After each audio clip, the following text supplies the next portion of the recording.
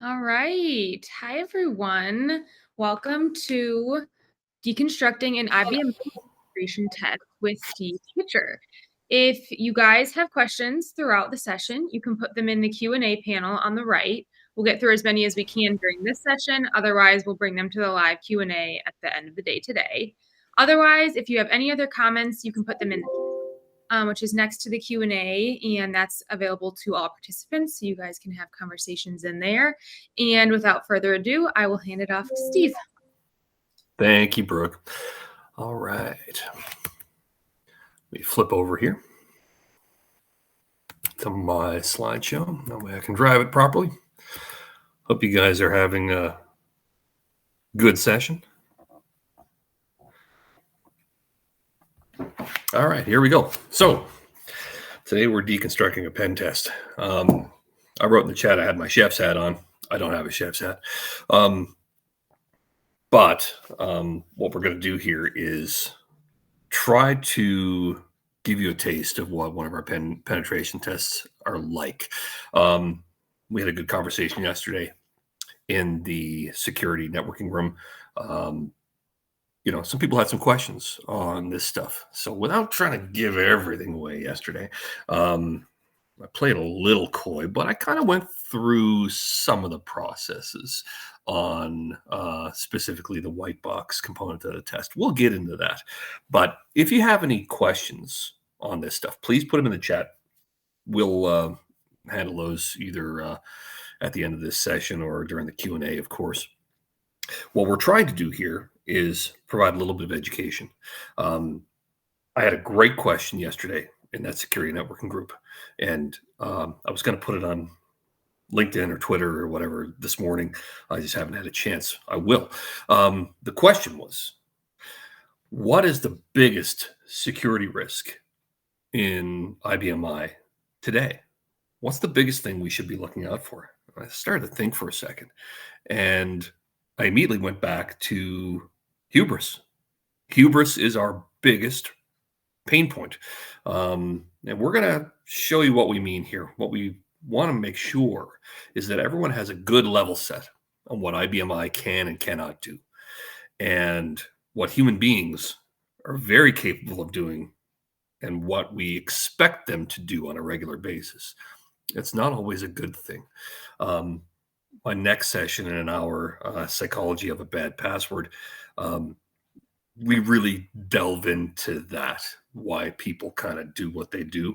But for all intents and purposes of this presentation, we're going to keep it relatively high level. But I would argue, hubris, overconfidence, thinking that IBMI is absolutely impenetrable. That's our worst security risk for the IBMI platform, 100%. We're going to show you some things here on, I'm going to share with you SQL that we use to elevate our authority. I'm going to show you some fun ways that you can try at home.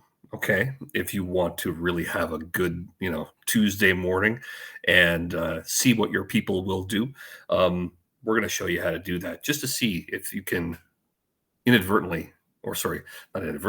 you can get something from your internal teams that you don't think that you should be able to get, or you think they should not be giving out. I'll leave it at that. We'll go through that and you'll see what I'm talking about. What we also want you to be is not a statistic. We do not want our customers, or what happens to our customers, rather, because I don't talk about customer names. I give a really, if I got to talk about an event, we keep it high level so nobody can be identified, of course. The story is what matters. The message is what matters. That way, people can learn from the mistakes of others. Most notably, what happens to them if they are breached. It does happen on a regular basis. So about me, I'm Steve Pitcher, Steven C. Pitcher on most socials. I'm a tech guy by trade, RPG programmer from way back in the day. And I've done everything from developer to IT director and everything in between. I'm a bit of a hardware guy. Primarily, I'm a sales rep, currently at Service Express. I do security services and I sell stuff. So my day is really fun. If you're doing, the fun security stuff, and then you're selling a machine, and then you're doing some security hardening, and then you're selling some services and doing some services. I've got a fun role. I'll be honest with you. I love my job, and you do see some stuff that will curl your hair, and I'm going to talk about a little bit of that. We went through some of those yesterday with some bad lessons. Bad lessons learned. Anyway, so what is a penetration test? Well, I would argue that it's an authorized, and that's underlined. That really should be in red and in bold, okay? We never do anything that's unauthorized. That's illegal. And it's an authorized simulated attack against a target. And what I mean by simulated attack, we're not trying to do any damage, of course. We're trying to exploit holes. We're trying to exploit the effects of human behavior and the effects of hubris in our community. That's primarily what I do. It ain't magic. All right. So we exploit a couple of vulnerabilities, or we attempt to at least. Sometimes we like to get a secondary target in place. Okay, depends on the customer. We might have a customer that says, hey, I've got a particular, character string in a particular table in a library. It's your job to tell me what that string says. Okay, sure. Yeah, we can do fun like that. We got in with a customer probably about a year and a half, maybe 2 years ago. And they really wanted to have a pull the wool over the whole company's eyes. So they hired me. All right. Not legally, of course, I suppose. I didn't sign any contracts, but I had a fake name, I had a fake email address, I had a burner account on my phone with a area code local to that particular customer, and went through an HR interview. They were looking for a salesperson, and I went through the whole process with this customer, driven by the CFO. They needed to have the checks and balances done in order to get a laptop provisioned, get a phone provisioned with a phone number and things like that, because they were hiring a person. In reality, they needed me on their network. The only way for that to happen is to go through the motions of actually hiring a person. So yeah, technically, I went through a hiring process for another company, and it was good fun. So that when the request for whatever my name was at the time came through, it didn't raise any red flags. IT is completely unaware, and my goal was to effectively, outside of the normal stuff that we do, my goal was to kind of hoodwink IT into having them give me more things than I should. And we tried, and we succeeded in that matter. That was a fun secondary goal. A lot of this stuff, and I'll be honest with you, is finished in minutes. Done. Success.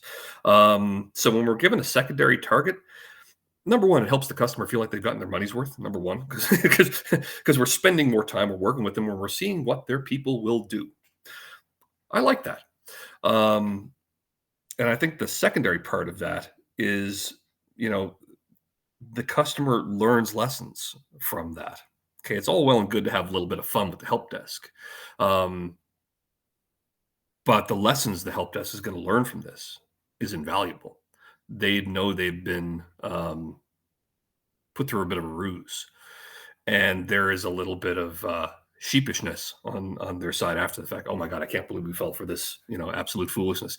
But yeah, we do that sort of thing, and it's good, I think, that when people go through that and they realize that the measures they have in place are no good, or at least very lacking in some certain places, that they have some work to do, and that's good.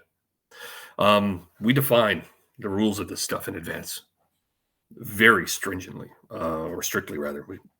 We want to make sure that a customer does not want to move the goalpost. What does that mean? Well, it's I'll give you an example. All right. We were doing a pen test for a company. I remember I did the whole thing from a workstation in Chicago. We were there on some training for Service Express, and I was waiting on my turn to talk to whomever in a meeting, and I jumped on the customer system, and we had a little bit of looking around. Okay, so the first thing I do, and I'll go through this, is kind of try to enumerate as many users as I can. I got on their system. They put me on a VM. Okay, so we got in through. I got on their VPN, went through RDP, got on a VM, and then without even thinking about going to their IBMI, I start looking at what network shares I'm given, and then hitting the properties to try to find out what users own what on the network side. Why would I do that? Well, I want to know what their user profiles are constructed with. Is it first initial, last name? Is it last initial, first name? Is it, first initial, middle initial, last initial? I want to see who owns the objects on the Windows server, and I'm enumerating users. I'm writing this stuff down. I'm thinking, okay, well, I'm looking for patterns. um, they caught me after about a half an hour because they're watching the RDP session. That wasn't defined in advance either, them watching the whole test. So I'm like, they came to me and they said, hey, we don't want you looking at the window shares. And I immediately, all right, test is over, right? We have the rules in advance and you are moving the goalposts. I'm taking advantage of the box that you just put me in. I'm looking at the objects that you've made available to me as a pen tester on a VM on your network. If you don't like that, you should have said so in advance. And that's an integrity problem. Okay, I cannot work with that. You have to understand, or the customer has to understand, those folks in particular, that when you set up a test, you cannot change the parameters of the test while the test is in progress just because you don't like how things are going. You don't like the fact that I'm pulling users out of thin air and I'm able to then attack your IBMI with a little bit more certainty. So yeah, don't move the goalposts. That's a technical failure. It's an integrity failure, and I'm just going to send you the invoice because we won as far as I'm concerned. If you're trying to do that, and that's only happened once, where people try to move things in advance, move things after the fact. Most people are pretty cool. Anyway, what's the test made up of? Our test is relatively simple. Okay, we do a perimeter test, do a black box test, and we do a white box test. That's it. It's no magic. It's no fancy tools. I don't use any automation. I don't use any brute force software. The last thing I want to do is disable 15, 20, 200 user profiles by hitting a system with invalid credentials, and I get some hits, but they're the wrong password, and I lock people out. No. We see enough of that with people who put certain software on the network, and it just kicks off and it starts hitting resources all over the network, and it's disabling stuff left and right, and you find out about it after the fact. That's not cool. We don't do anything like that. All we do is meat and potatoes work. I said yesterday, I can't remember where, on the networking chat perhaps, that I'm kind of an AC/DC programmer. Okay, if you follow the analogy, you can look at AC/DC's jailbreak from 1973. Okay, and look at For Those About to Rock, and you look at The Razor's Edge, and you look, pick an AC/DC album. It's meat and potatoes rock and roll. It's going to do what it does. It's very simplistic, but it's very effective. Okay. That's basically how I roll with this stuff. We, as I mentioned, take advantage of very simple things. We use a little bit of intuition, and we use our skills, especially on the white box test, to elevate our authority. We're going to talk about that. So when we get, and I mentioned this yesterday, I think in Rapid Fire Admin briefly, but we already do that sort of thing. We already do a penetration test every year. Sure, that's great. However, if you're hiring a security generalist, they probably don't have a clue what IBMI is, what it's used for, how to log into it. Okay, that's cool, man. If you want to spend your money on that, you're going to get an expected result. Very simply, an expected result. I had a kind of a car analogy yesterday in the networking chat. I'm not a car guy. My son is a car guy. I know how to put the gas in. I can change the washer, windshield wash fluid. That's really it. But if I said, hey, Alex, can you do whatever to, can you put this piece on an engine that'll do whatever? He will tell you the reasons why and why you can't, do a certain thing to a certain type of car. He has an Audi. It's a German car. He can tell me the difference between how that, handles the O2 filter in his car is different than my Honda Pilot. I don't have a clue. So if I'm going to, I don't know, rebuild an engine, and I'm fairly mechanically inclined. I'm just not an engine guy. I'm not a car guy. If you give me a manual, I'll figure it out eventually. It'll take me weeks to figure it out. But I'm not the right guy to do an oil change for you. Okay. It's going to take 3 times as long, or to do anything very, very invasive. That's just basic maintenance for most people. For me, I'm just clueless with it. But point being, when you hire somebody, make sure you're hiring the right person for the job. If I am looking for plumbing expertise, and I'm actually a pretty good plumber, and I handle that. But if I needed somebody to do it, do you think I'm going to call my electrician to sweat on a copper pipe fitting? No, I'm sure he could do it, but it's probably not going to be great, right? I want a person who is doing plumbing work all day, every day. That way, I know that the work is, number one, it's going to be good. And number 2, it's going to be fast because he knows what the heck he's doing. He's going to get in there. He's going to fix the problem. He's going to do whatever, and then he's going to be out. I'm happy with that. The last thing I want is somebody doing a cheap job that takes too long and it's ineffective. And I end up having, a leak in my ceiling 3 years down the road or 2 months down the road. So anyways, what we have from an IBMI perspective, it's a long line of history. We understand what the IBMI community behavior does. We know what vendors do. I've seen so many install documents for vendor software. I know which ones do what. Okay. I'm not going to tell you who, but I can tell you which vendors in their install documentation suggest you create a root directory share, mount QSEC offer credentials to it, and then push their install software over to the, to the share that you've created. That's an absolutely horrendous idea. All right. But I know 2 things from that, or 3 things from that. I know what user profile they're recommending people use. I know the share name. I know that it's probably a root directory share. And I know that as part of the other parts of the documentation, what their libraries are called, what additional user profiles are created, things like that security generalists wouldn't have an idea about. They don't know the community. They don't know the software. They're not doing that type of research that we do. We also understand what IBMI users and admins and developers do on a regular basis. If I manage to get a developer set of credentials on a black box test, all right, chances are I own the system quickly because too many developers have all object special authority. If I have all object, I win because I can get the equivalent of QSEC offer in about 8 seconds after that. It's easy peasy. Anyways, here's what people find. Security generalists, when they test IBMI, it's not a real test. They'll tell you foolishness like Apache track and trace is enabled. Track and trace is a vulnerability on web servers. Yes.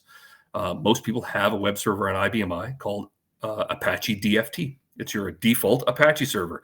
And how many times do I get emails from customers saying, we did a pen test and these guys have said that, we have a huge vulnerability and we need this mitigated. Okay, great. Are you using that Apache server? Well, no, it doesn't do anything. Great, shut it off. Crisis averted. Crisis averted. It's not even a crisis. It's not even something I would even look at because that's not a pen test. That's a port scan with a little bit of information coming back. You're just doing an analysis on a web server. Great. You're going to get a little bit of information, not much. It's not even a vulnerability. If you want to mitigate that, shut the darn thing off. They'll tell you things like telnet's turned on. I had this conversation last week with a customer on Friday. And Alan, if you're here, I owe you a phone call because we need to get together and talk about it. But they had said that this particular guy is like, hey, we had a network scan done, and they're really flipping out that we're using telnet. Okay.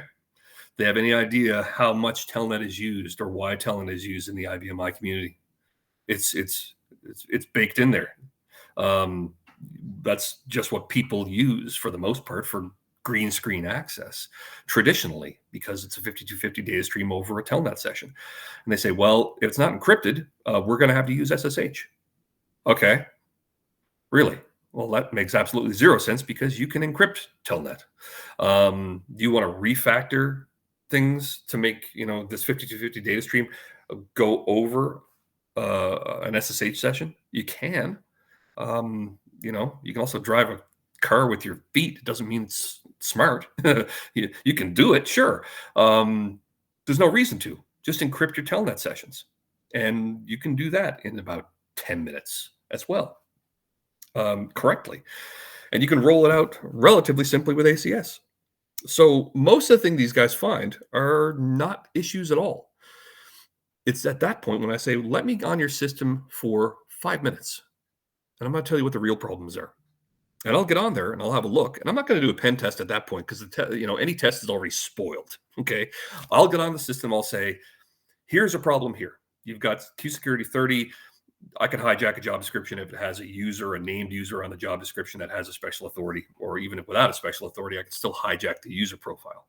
You need to get the security level 30 or 40 rather.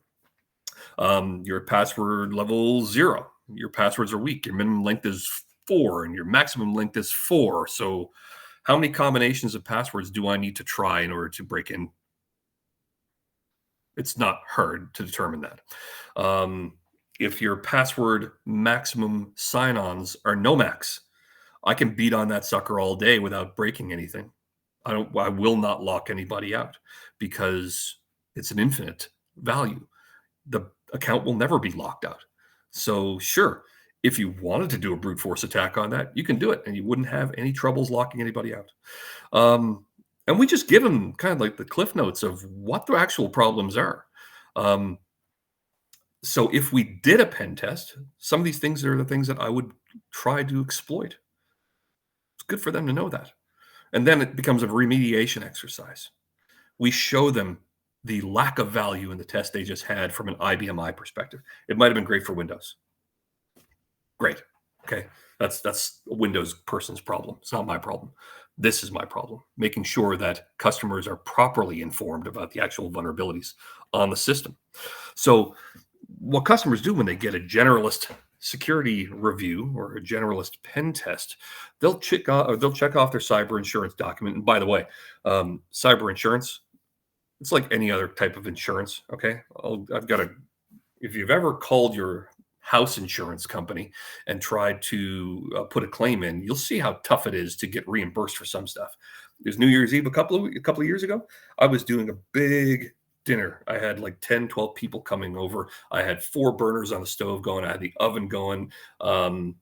It was cooking for 4 or 5 hours, and it's an older stove, still a very expensive stove in my mind because I am a cook. I do like cooking, and I hear my wife yelling, like, "What's going on?" The range was just going pop, pop, pop. It was an electrical fault in the stove. So I shut the breaker off, pull everything off the stove. I try to finish cooking my dinner on the barbecue outside or the grill, and I made the best of it.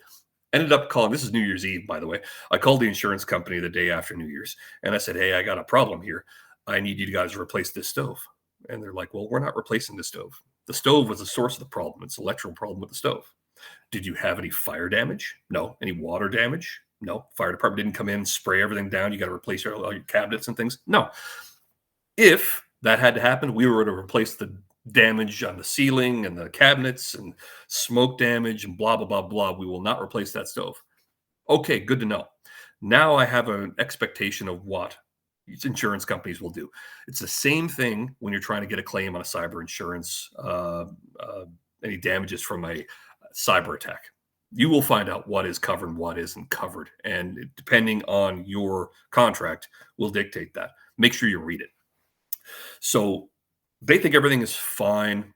And then we get on there and we show them the real ones because they spent a whole bunch of money on a useless test.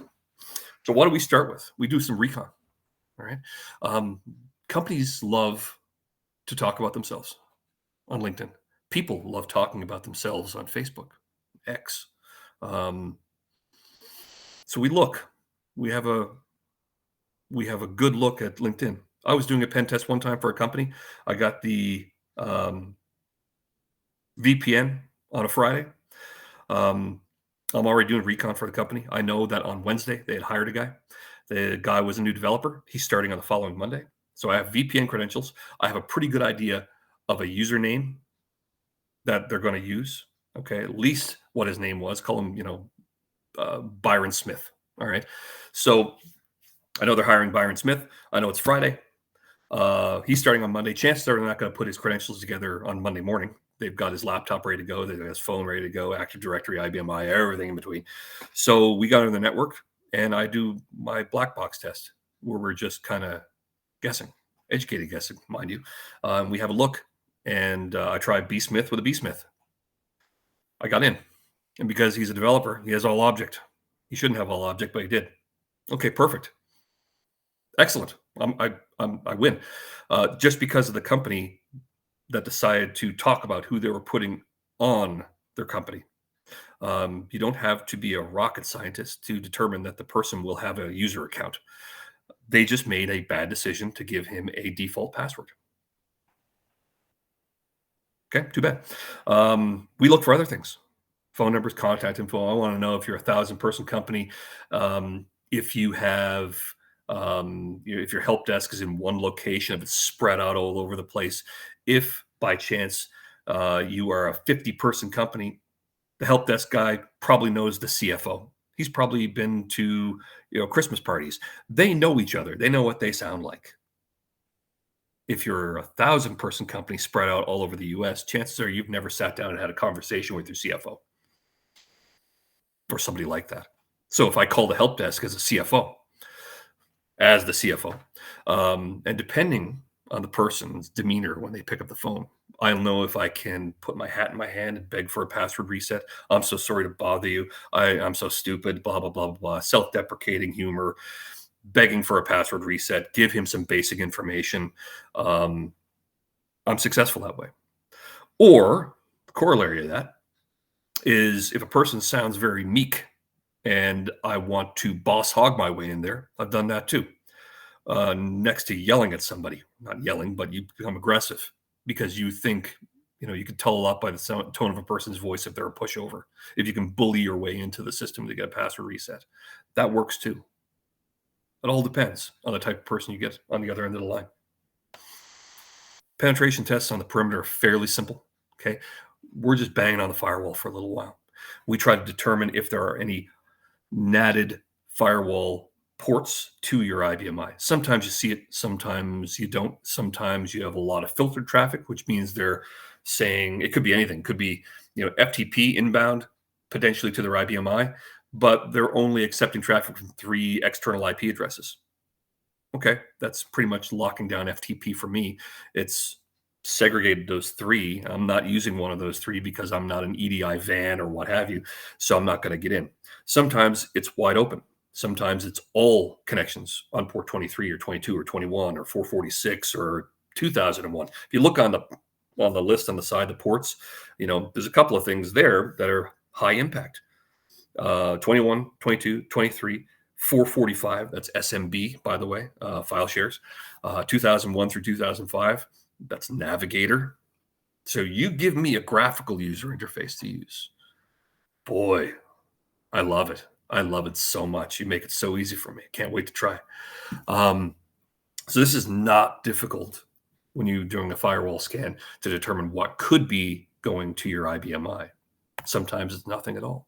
I tend to use Qualys as well, SSL Labs. They give a great report. So if you have a company with a web server on their IBM I or on Windows or whatever, it doesn't matter to me.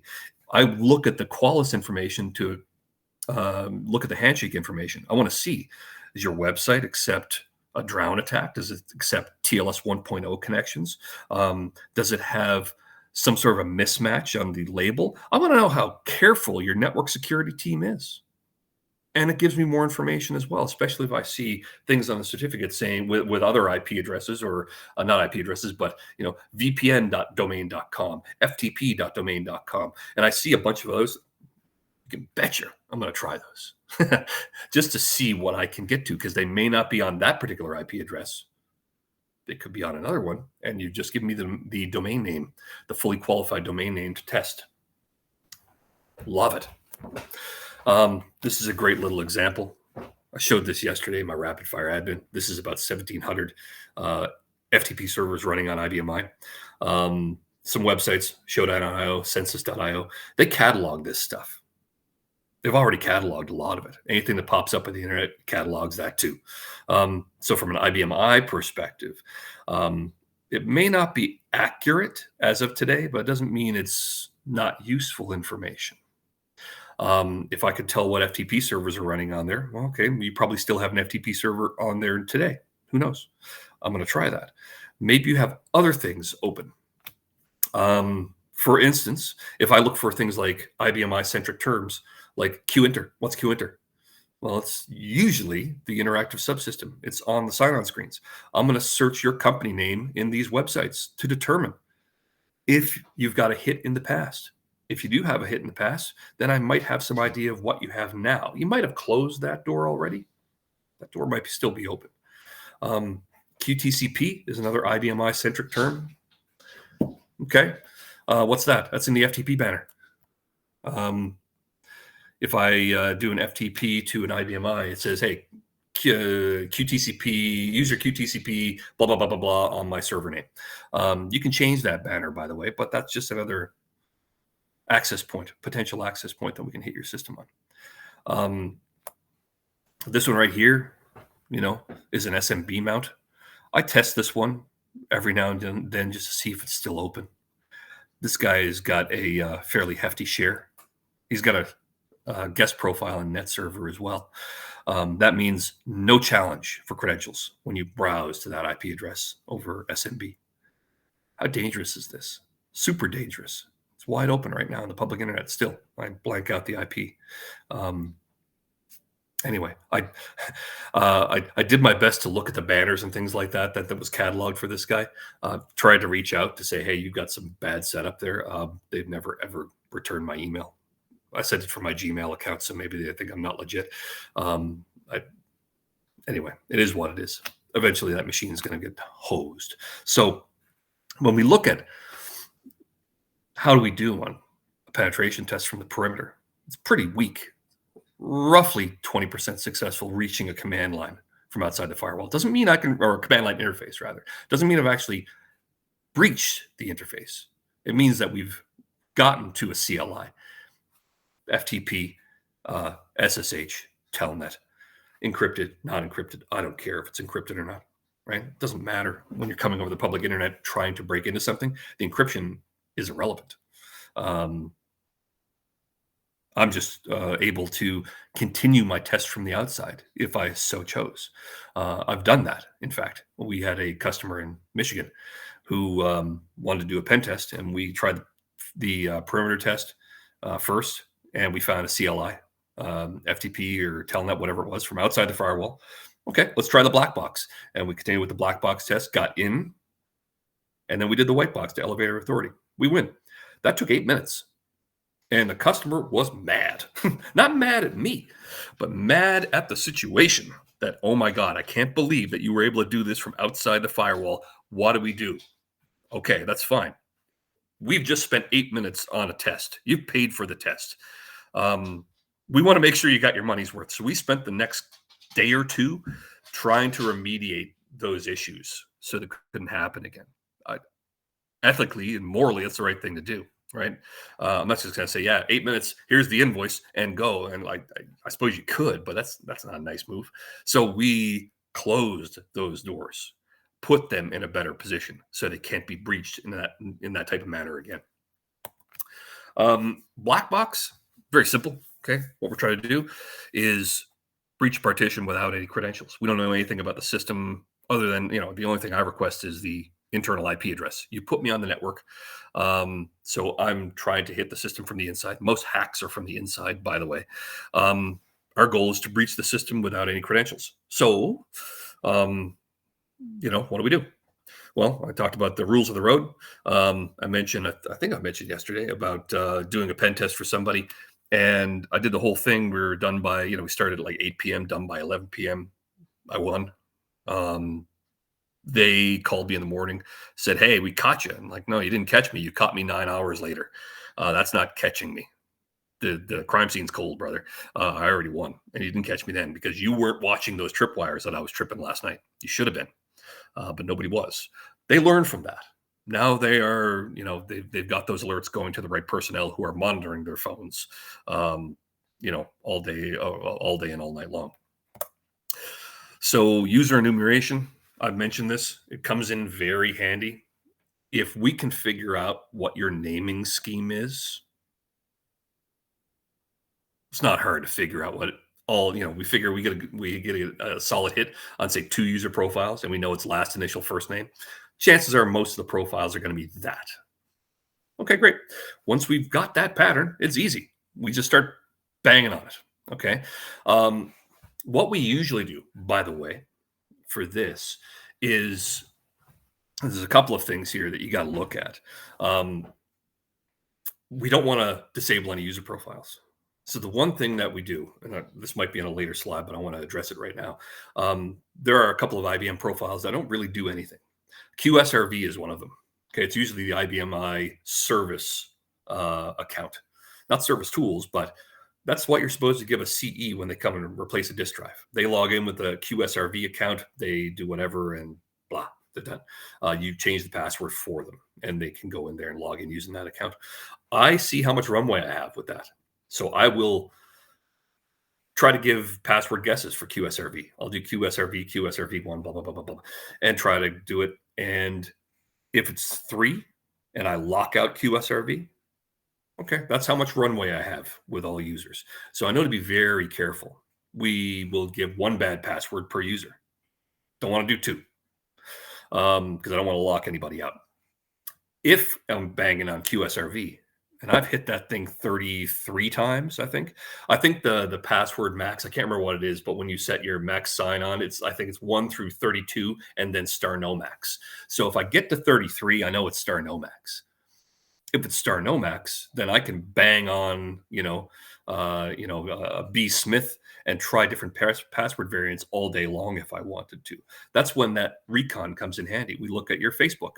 If you share too much on Facebook publicly, okay, great. Now we know a little bit. I know if you like John Grisham novels. Do you like to ski? What's your dog's name? What's your kids' names? What's your spouse's name? Where'd you go to school? Anything I can tell about a particular person that will give me insight to what their password could be. It's usually not too effective. It has worked in some ways. From this perspective, we know 2 things. This particular example here, when we try Susan B, we have 2 things coming back. 2 different things coming back. I see user Susan B does not exist. Okay, well, it tells me that Susan B is not a valid user name on the system. So chances are it's not first name, last initial. If I try B Susan and I get a password not correct for user profile, it tells me B Susan exists. It's just the wrong password. That's great.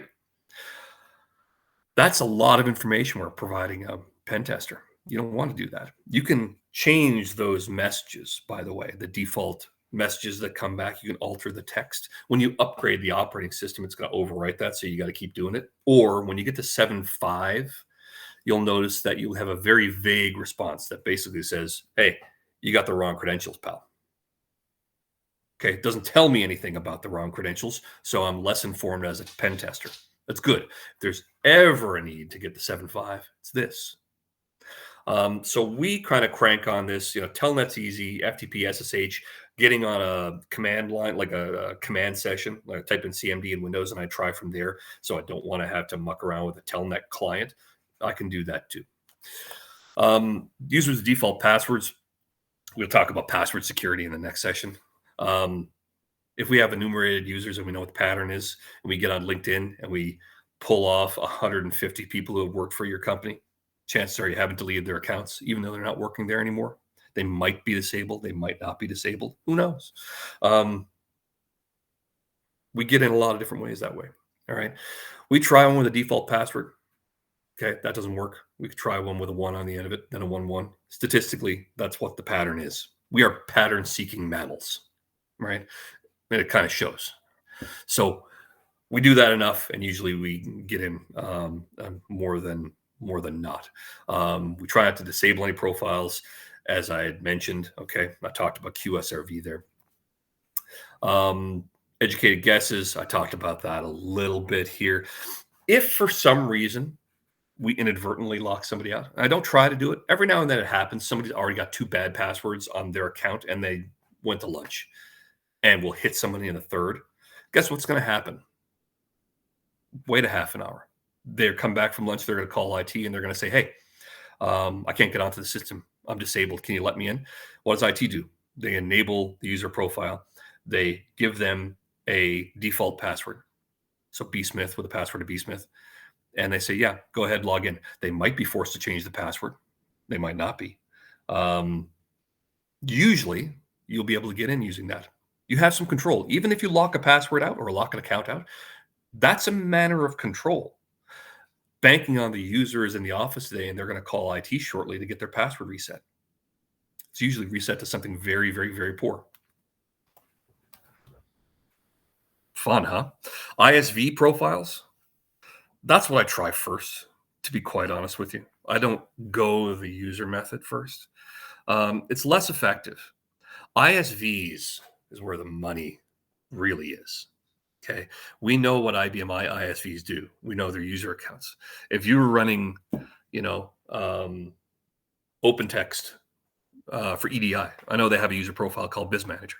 If you have a profile if you're running JDE, I know they have a user profile called JDE install. I have a big list of ISV user profiles. We update that list all the time. So we try to get default passwords there. So not to name names for vendors, but they do that. They will set a default password and they'll tell the customer to never change it because it might not work if they change the password.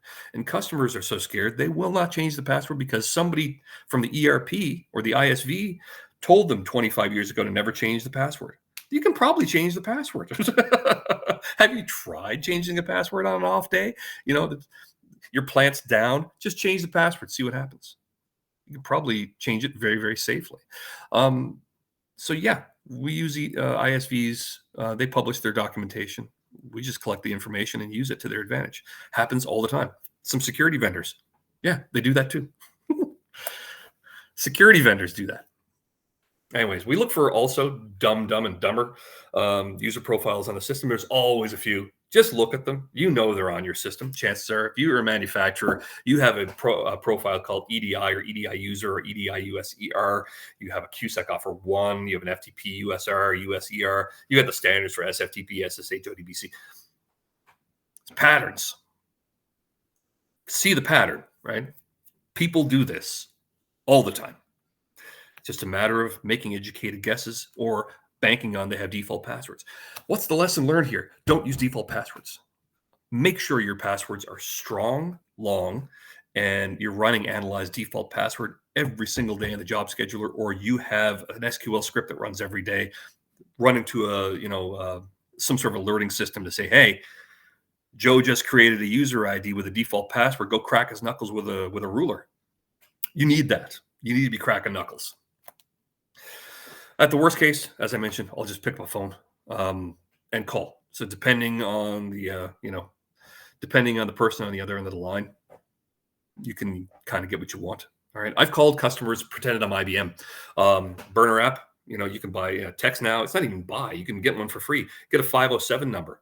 Pretend you're calling from Rochester, Minnesota. I'm Joey Jabroni calling from IBM support in Rochester and with my 507 number. So it looks really legit. And then I tell people information about their company just to make sure that they know that I know who they are. I'll say, maybe they've got a Power 9. Maybe their serial number is in their FTP banner or in their system name, because that's usually often what system names is an old serial number. And you say, yeah, your serial number is this. I'm here. I got to put a PTF on your system. I need QSRV re-enabled with a password of QSRV, please, because I want to get in there. Or make the password. We need to be secure. Make the password ABC123. So it's not, QSRV. Make it a little hard. and you tell a person you're calling from IBM, they will believe you, especially if you're calling from a Rochester phone number. I've called software vendors pretending I'm the customer because I know the customer runs a certain piece of kit. And I'll call the software vendor. I'll pretend I'm the IT manager, and I'll put on an accent depending on what the IT manager actually sounds like. How do I know that? Well, he's the guy who signed the thing for the pen test. I know what he sounds like. I know he's got a Southern accent. He's got an Irish accent. If he's from the Midwest, you can fool ISVs, especially if you give them a little bit of information that you are who you say you are. And they don't really do any checking. There's no two-factor authentication for phone calls when you're calling software vendors. You're not calling your insurance company or your power company. You're calling a small software shop in Kentucky who've given you a package 20 years ago and you're supporting it. You think they're going to, do 2FA? No, they're not. Talked about the FTP banner. It's there. Lesson learned on that. People want to help other people. Human nature. Okay. Generally speaking, we're empathetic individuals. We understand if people can't get their job done and we can help them get their job done, they'll do it. How good is this? Well, 65% success rate on black box. How in the hell is that possible? Default passwords. Sometimes password resets, less amount of time, educated guesses on what passwords could be based on what the person says on social media. You can generate a profile on social media to have a pretty good educated guess on what their password could be. All right. This could be 0. Easily could be 0.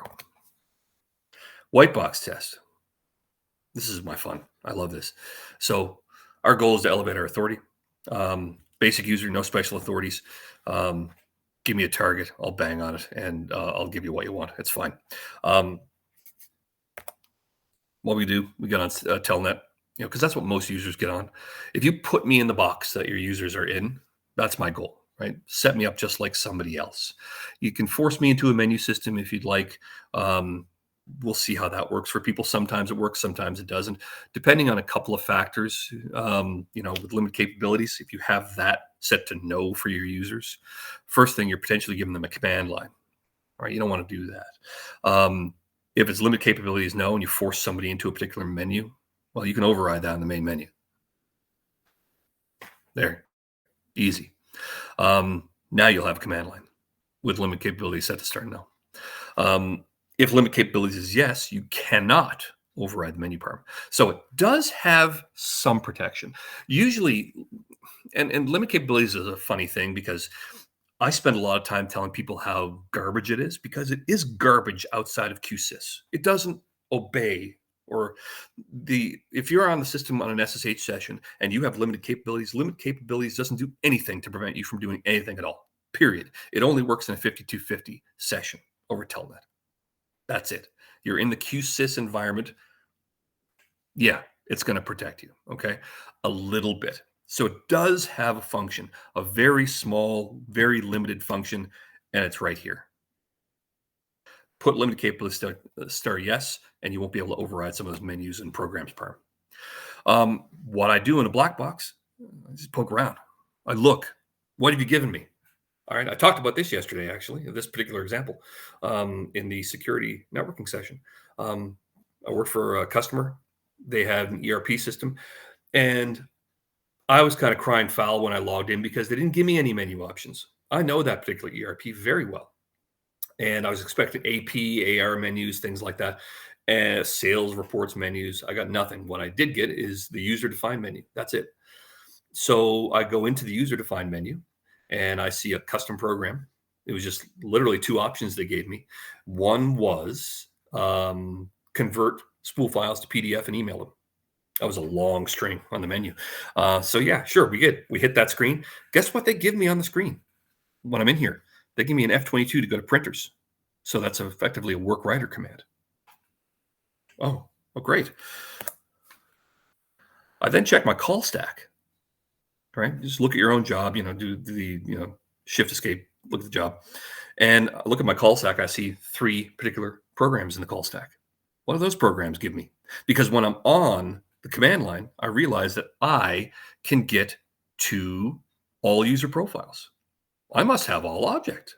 I did. I had all object. I'm inheriting from the owner of the program that's in my call stack right now. Right here at the bottom right. User profile, start owner. If that owner actually has a special authority, guess what I have? I got special authority. I hit F22. I have a command line. I have adopted all object special authority. Now I can hijack anything I want. So I submitted a job, run it under another profile. This is an old hack, dudes. This is a super old hack. Submit job, command, change user profile, me, special authority, all of them. And I grabbed, I want all special authorities. I know the super username because I have all access to user profiles. Just put a 5 on them, and I can tell what special authorities I have. Super user had all special authorities. That's just a dummy name to protect the innocent. And I submitted it to QSys Nomax job queue. I don't want to put it in queue batch in case queue batch is held or you have the opportunity to intercept it. Nobody looks in QSys Nomax. So I fired to QSys Nomax, ran the thing, and now I have all special authorities. I win. That took 5 minutes. Not hard. Other interfaces, FTP, SSH, file shares, Navigator, run SQL scripts. I don't care. I'm going to try all of them. People say, well, we don't give our users run SQL scripts. So I can download it. It's a Java program. Well, you don't have Java installed on that. We don't install Java on user PCs. That's fine. You can download a JRE and put it in the ACS installer. Now I have run SQL scripts with a JRE. I can run it. Easy peasy. I can run commands and run SQL scripts using the CL directives. I can quite easily look for, select asterisk from QSys2 user _ info, and I can get a list of user profiles that I'm authorized to see through run SQL scripts. Sure, give me limited capabilities and no command line on a green screen. Big deal. I'll get it through run SQL scripts, or I'll get it through SSH with a there's a DB2 command. You can run queries in SSH or through a shell. Easy peasy. The SQL services I talked about yesterday, they're very powerful. You can find a whole bunch of stuff. So, we want to see what we can hijack. And if user profiles don't look like this, I don't need a special authority to see other user profiles if start public is set to anything but star exclude, right? The actual user profile object. If it's set to star public use, all, or change, I don't care. I have authority to use all of them. By using them, I mean I can submit a job under them.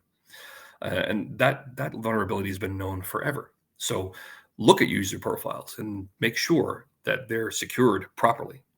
I don't care what special authorities they have. I want to know what the private authority to the user profile is. ISVs, if I'm going to pick on ISVs, this is even a bigger irritation with ISVs because they do this all the time. They will create a user profile. They'll ask for a copy of QSEC offer, and then they'll create their own user profile, and then they'll go and do a work object, call the ISV, XYZ company, right? And they have a profile they're going to build called XYZ, and they'll immediately, God knows why, do a work object, XYZ star user profile, and then they'll look at the user profile object, they'll put a 2 edit authority, and they'll make it star public, star all. If you have ISVs, look at their user profile objects. I will bet you a cup of coffee that you'll have at least one set that way.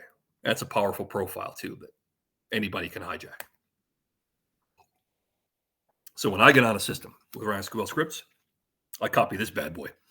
This does a couple of things. This is going to, I'm not going to take you, line by line, but I offer this to you to help yourselves harden your defenses. What this does when I get on the system, it tells me what user profiles are not set to start public, star exclude. It's also going to tell me what special authorities I have. And if I get those special authorities from the user profile or any group profiles that user profile is a member of. Oh, beauty. Now I have potential lists of things that I can easily hijack with this, similar command down here. CL. That's CL director, submit job, change your profile me. Same thing. I give it a job name of you're screwed because I'm fun. Job queue, QSys Nomax, user, and it runs off and it's done. All right. And I can elevate my authority by that way. It's a little more sophisticated. If you want to just get on Run SQL scripts, create yourself a dummy user with no special authority. Get on with Run SQL scripts as that user. Do a select asterisk from QSys2 user _ info and see what that user has access to. That'll give you a list of profiles that are not properly secured. I look for Q security 30 on systems, and I'll pick up the pace here a little bit because we're 5 minutes left. If you have Q security 30, we can hijack job descriptions with named users. Absolutely. If the named user has special authority, I submit the job under the job description instead of the user. I win. Good. That's solved the Q security 40. I look for program objects that allow users to adopt authority, like that example on that, email screen, that work spool file, the email screen I showed you a second ago. This will give me every command that's associated with a program that adopts the authority of its owner. If it's adopting authority, it's doing it for a bloody reason, right? Chances are that owner has a special authority like all object or job controller, spool controller, something that I want to run. When I do that, I test those commands and I'll see if I can do anything with them. Ideally, if you are adopting authority, they need to be accounted for. Every program that adopts authority, especially custom commands, needs to be accounted for on your end, because otherwise somebody can potentially misuse them. And we can elevate authority by that way. And you can do some fun stuff. And to be quite honest, I don't have to usually go this far to be looking how to adopt an authority through programs. Sometimes I do, sometimes I don't. But it's usually insecure user profiles or job descriptions at Q security 30. I don't have to work this hard usually. I say I'm 99% successful on white box tests. And in fact, I'm 100% successful. I just, I put this in here because I don't want to edit the slide. All right. Never been stopped elevating authority. It doesn't take much effort at all. I mentioned the excuses how our users don't have Run SQL scripts, blah, blah, blah, blah, blah. The one saving grace that you will have is proper object security and exit point programs. Okay. If you have, proper object-based security on your user profiles, you're at security level 30, right? You get to 40 or 50, and you have exit points enforcing all the interfaces like Run SQL scripts. Should I be able to run commands through Run SQL scripts? Hell no. I can, unless you have an exit point program, custom or package built, that prevents me from doing so. Making sure that your adopted authority is kept track of, as I just mentioned. Understand what programs can be elevating your user authorities. And while they're elevating authorities, do you give them access to a command line? Maybe. You want to make sure that that's not the case. If you are allowing them to adopt authority, make sure it's very temporary and make sure they have no way out of that box. Then you'll be all right. Success rates far too high, et cetera, et cetera. And I'll leave it at that. I'm not sure if we have any questions available or not. I know I just got a ping from Brooke. We do have some questions. We got a couple more minutes. Sure. CL programs, when you adopt some higher authority, does that adoption end when the program's in? No, it ends when the program's out of your call stack. So yes, I would argue the program ends. It's not in your call stack anymore. That's how the rules are built. What things would you look to hijack for security level 40? I just talked about that. Maybe. So I would look to hijack user profiles that are not properly secured. Definitely. I would like to hijack programs that are not properly secured, like adopting program authority from another user by just running that while it's in my call stack. That can be done at security level 40 quite easily, at 50 quite easily. Keep going. We might have, 30 seconds? 47 seconds left. Great.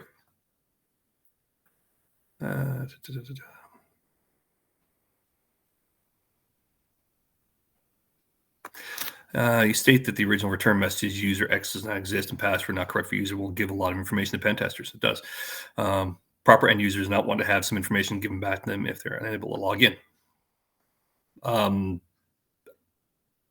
be quite honest, I really don't care what the user wants. Is there a recommended way you would suggest giving the average user some feedback but restrict what the pen tester would learn? No. I would give back the bare minimum.